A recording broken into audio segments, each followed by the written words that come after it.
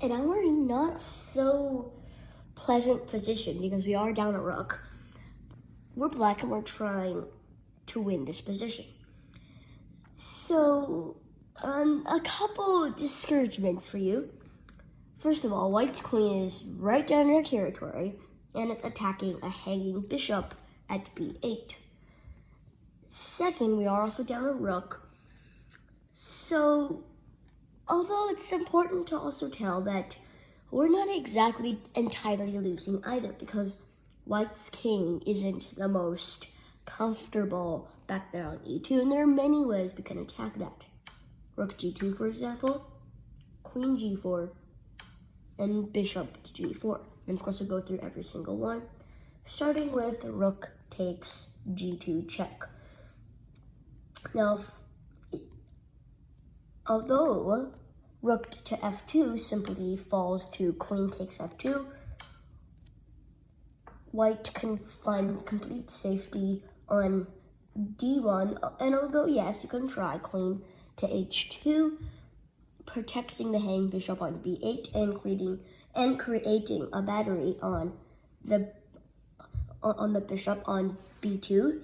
That's basically one free non-checking move that allows white to play something like knight to f4, which, well, first of all, you can't go to d7, can't go to f7. Well, if you go to e7 or f8, white is happy to get his bishop out of that battery and check him at the same time. King to d8, bishop to a5, again checking you.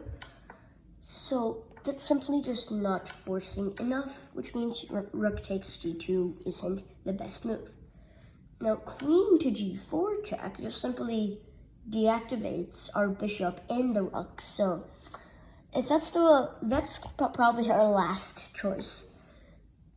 So bishop to g4 has to be the correct move. And that makes sense because it blocks out that d1 escape square, which means the only move is rook to f3.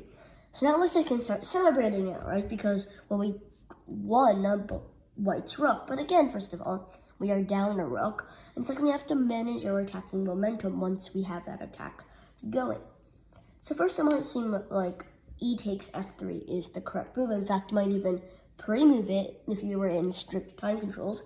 But a pawn takes f3. Actually, white has a very good defense for that, king to d3. And surprisingly enough, we have no way of getting at this white king. Like, for example, bishop to f5, well then white can just keep strolling around the board in front of his defenses. And again, his king is reasonably safe. And if he needs to, you can just go over and hide on a2, and we're never going to reach him there. So the key point is to remember that our e-pawn is very well placed, protecting the d3 square from wandering, like from the king wandering over to the queen side. So we take with the bishop, and that does two things. First of all, it takes the rook. Second of all, it also opens up our rook. And when white takes back, we have the opportunity of rook to g2 check. Now, why in the world do we not play queen to h2 check and then finishing with the rook? Well, let's see what happens if we do this. Well, you're thinking, obviously, that, well, if I go to king to f1 or king to e1, rook to g1, and white is toast. But white can find safety on the d1 square because our reasonable rook to g1 has bishop to e1, and now we're simply out of attacking firepower. So the difference of taking of the rook is, well, you see in a second. Well, again, king to f1 and king to e1, well, you can even move to e1 now, results in queen to h1 checkmate. So why can't the king move to d1 now?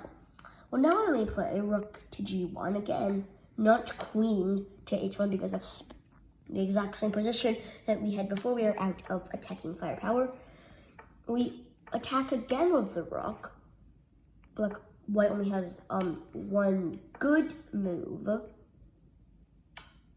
because king to e1 is checkmate.